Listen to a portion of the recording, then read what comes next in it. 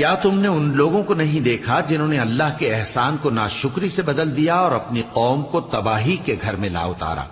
یعنی دوزخ میں، کہ سب ناشکرے اس میں داخل ہوں گے اور وہ برا ٹھکانہ ہے۔ اور ان لوگوں نے اللہ کے شریک مقرر کیے کہ لوگوں کو اس کے رستے سے گمراہ کریں۔ کہہ دو کہ چند روز فائدے اٹھا لو، آخر کار تم کو دوزخ کی طرف لوٹ کر جانا ہے۔ اے پیغمبر، میرے مومن بندوں سے کہہ دو کہ نماز پڑھا کریں، اور اس دن کے آنے سے پیشتر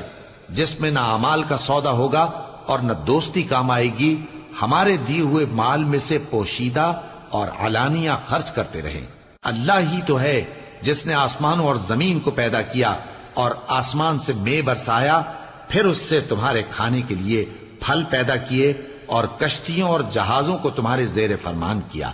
تاکہ وہ سمندر میں اس کے حکم سے چلیں،